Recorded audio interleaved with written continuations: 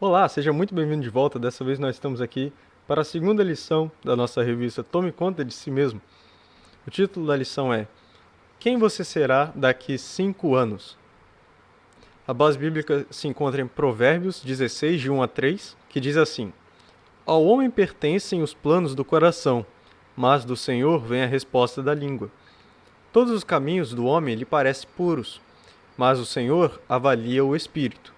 Consagre ao Senhor tudo o que você faz, e os seus planos serão bem-sucedidos. Você já começou algo e não terminou? Talvez tenha iniciado uma partida de videogame e nunca tenha terminado. Começou a ler um livro, mas desistiu após algumas páginas. Quem sabe você começou uma dieta ou a se exercitar na academia, mas logo abandonou. Muitos projetos não saem da maneira ideal, porque etapas são puladas ou executadas da maneira errada. Isso acontece constantemente em nossa vida. Para que isso não aconteça, é necessário que sigamos alguns princípios de decisão, planejamento e execução. Observemos alguns exemplos bíblicos. Então a revista ela dá uma breve introdução já para o tema. A lição é um pouco grande, então ele não gasta tanto tempo na introdução. Então vamos logo para o tópico 1. O que Jesus realmente nos mandou fazer? Decidir pode ser uma ação fácil ou complexa, em menor ou maior grau de dificuldade. Há decisões que são fáceis de tomar, como, por exemplo, escolher entre jiló ou bolo de chocolate.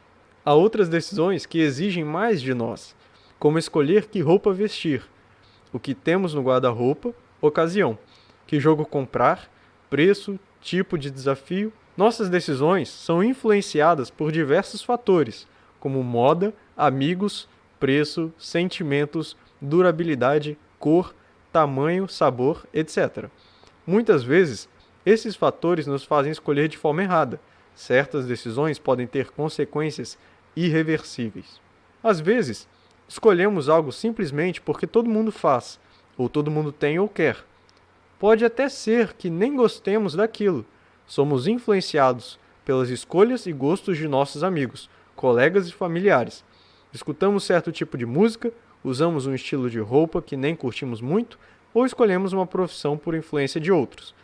Se agimos assim, acabamos frustrados, porque não estaremos cumprindo o que é realmente mais adequado e melhor para nós. Acho que o texto ficou muito fácil de entender porque o autor conseguiu explicar muito bem. Eu nem sei o que completar aqui para falar.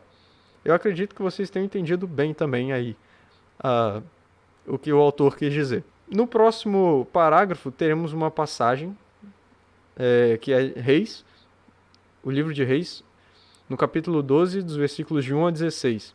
Aqui a gente está falando um pouco da história de Roboão, que era filho de Salomão. Vamos ler primeiro e depois eu falo, senão eu vou dar spoiler. Roboão foi a Siquém, onde todos os israelitas tinham se reunido para proclamá-lo rei. Assim que Jeroboão, filho de Nebate, que estava no Egito fugindo do rei Salomão, soube disso, voltou de lá. Lembrando, como eu falei, Roboão é filho de Salomão. E mandaram chamá-lo.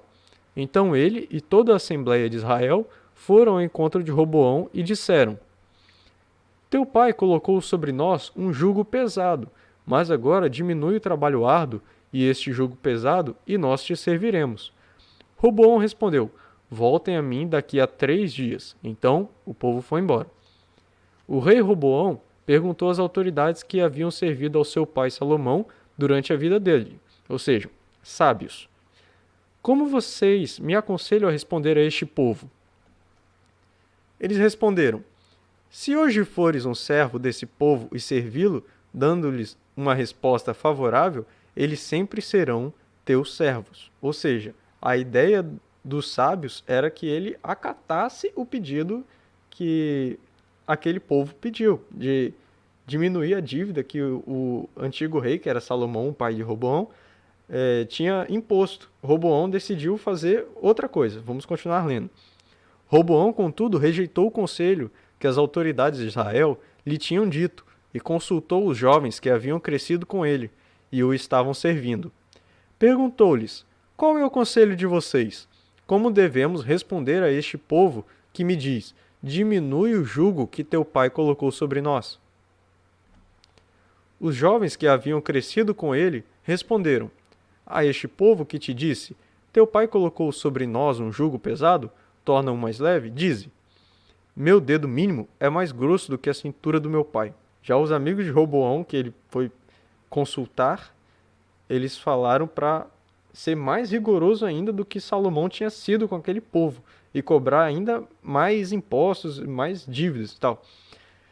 Pois bem, meu pai lhes impôs um jugo pesado, eu o tornarei ainda mais pesado. Meu pai os castigou com simples chicotes, eu os castigarei com chicotes pontiagudos. Aqui ainda é os amigos falando para Roboão.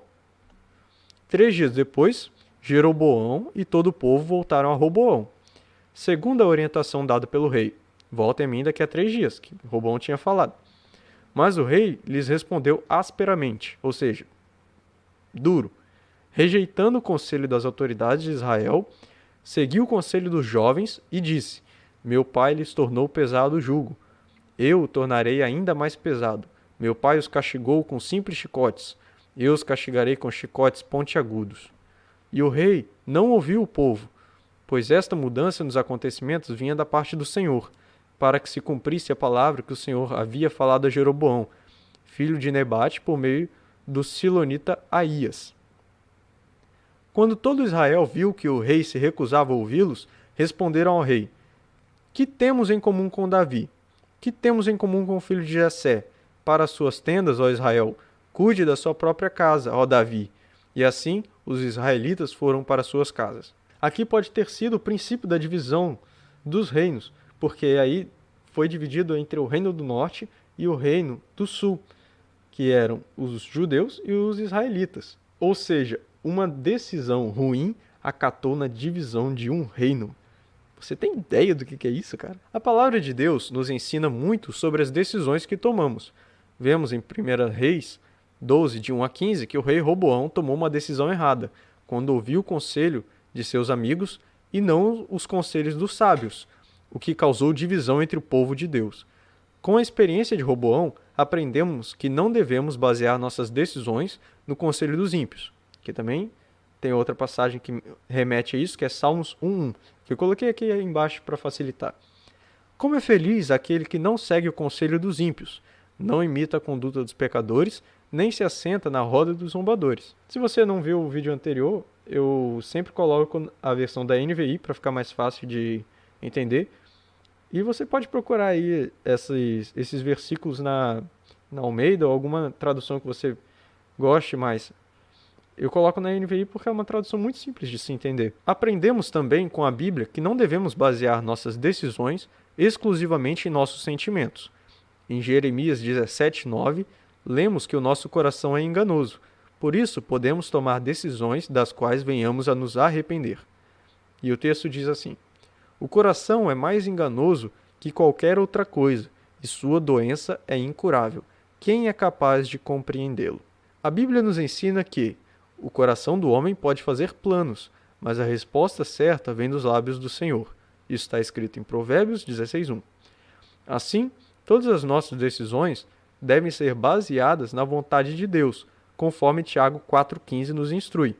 Se o Senhor quiser, não só viveremos, como também faremos isto ou aquilo.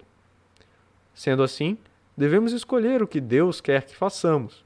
Só saberemos o que é melhor conhecendo a sua palavra e perguntando a Ele por meio da oração. Há uma orientação de Paulo que devemos considerar em todas as decisões a tomar. Essa orientação está em 1 Coríntios 10:31, onde lemos: portanto, quer comais, quer bebais, ou façais outra coisa qualquer, fazei tudo para a glória de Deus. Sendo assim, nossas decisões precisam ser tomadas segundo a sua vontade e devem glorificar a Deus. Lembrando, essa sua vontade aqui está com S maiúsculo, quer dizer que está falando de Deus, hein? Não quer falar da sua vontade, não. Temos uma frase maneira que a revista sempre coloca, e eu sempre coloco esse fundo aqui também, para chamar a atenção. Coloquei logo a primeira palavra errada. O correto é minhas. Minhas decisões têm agradado mais a mim, aos meus amigos ou a Deus? Para refletir isso aí, hein? Pausa aí e pensa, hein? Tópico 2. Planeje. Após tomarmos uma decisão, o próximo passo é planejar como alcançaremos o objetivo que queremos. Essa ação é semelhante à construção de um prédio, que deve começar pela base até chegar ao teto. Nenhuma construção começa do telhado até chegar à base. Sempre que você for começar um projeto, seja na sua vida, seja ele questão de construção e tal, igual o exemplo que ele deu aqui, você tem que planejar muito bem, porque se você planejar errado a ordem das coisas que você vai fazer, você pode ter retrabalho. Que é isso?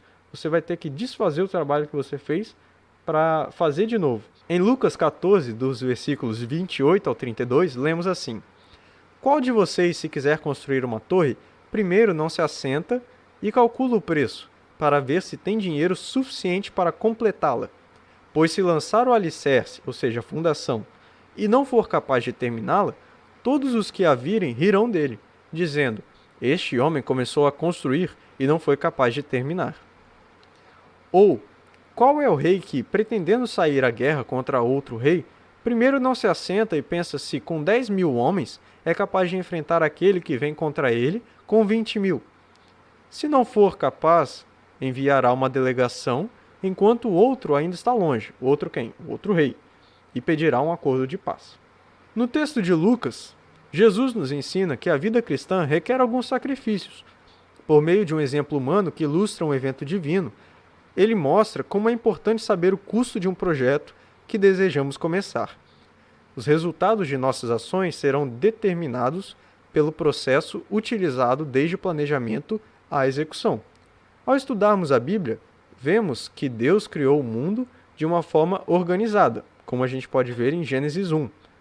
Percebemos que o próprio Deus estipula seus planos e os segue conforme a sua vontade.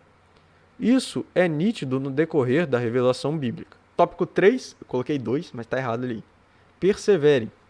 Jesus afirma que, no mundo passai por aflições, mas tende bom ânimo, eu venci o mundo. João 16:33. Teremos dificuldades, mas elas podem ser superadas. Às vezes, o que planejamos não sai da maneira que esperamos. Há obstáculos, dificuldades ou imprevistos. Acontece de adoecermos no dia de uma prova, perdermos o ônibus para a entrevista de emprego, ouvirmos um não como resposta ao que desejávamos. Entretanto, devemos aprender que a perseverança é uma marca essencial no cristão, ao ponto de nossa salvação ser reconhecida em nós por meio de nossa perseverança em Cristo. Aquele, porém, que perseverar até o fim, esse será salvo. Mateus 24:13. A Bíblia nos ensina que obstáculos são postos diante de nós para nos aperfeiçoar. Vemos em Tiago 1, de 2 a 4, que diz: Meus irmãos, tende por motivo de toda alegria o passardes por várias provações, sabendo que a provação da vossa fé, uma vez confirmada, produz perseverança. Ora, a perseverança deve ter ação completa, para que sejais perfeitos e íntegros, em nada deficientes. O que nos faz crescer e nos tornarmos cristãos firmes são os obstáculos que enfrentamos, os desafios que vencemos e as tentativas que fazemos. Por isso, mesmo que você não consiga alcançar o alvo de primeira, observe onde você errou e tente novamente. Peça ajuda a Deus e tente se superar. A revista é de uma linha chamada Mega Decisões, então sempre em uma lição tem uma mega decisão e um mega desafio logo no final. A mega decisão é: hoje é o primeiro dia do resto de sua vida. Suas decisões hoje influenciarão seu futuro. Não deixe que nada nem ninguém interfira no que Deus tem planejado para você. Não permita nem mesmo que as suas próprias vontades determinem o que é melhor para você. Busque em Deus qual o melhor caminho a seguir e confie que Ele certamente tem o que é melhor para você. E o mega desafio? Faça uma lista de quais seus objetivos: formação acadêmica, trabalho, família, ministério, e planeje como você poderá alcançá-los, seja por meio de estudos, treinamento, avaliação. Peça ajuda a Deus em oração e tente não desistir no primeiro obstáculo que aparecer. E essa foi a lição, eu espero que você tenha gostado e eu espero que você tenha conseguido entender bem. Eu tentei resumir um pouco porque o conteúdo da lição é meio extenso, então acabei não fazendo tantos comentários para ficar mais curto o vídeo e conseguir prender a sua atenção aqui em mim. Mas é isso aí, eu espero que você tenha gostado, deixe o seu gostei para que o YouTube possa enviar esse vídeo para outras pessoas também, porque todo mundo merece ouvir a palavra de Deus. E devemos aprender mais como agir. Então, se você conhece algum adolescente ou algum jovem que você acha que vai gostar desta lição, você manda esse vídeo para ele. E se você quiser ver todas as lições, aí no canal da igreja tem uma playlist chamada Playlist dos Jovens. Olha só. Você pode ir lá e você vai ver todas as lições aqui. Essa aqui é a segunda lição. Então fica de olho aí que todo domingo sai uma lição nova. Lembrando que 19 horas tem a transmissão, hein? Vai lá ver. Forte abraço, meus irmãos, e até mais.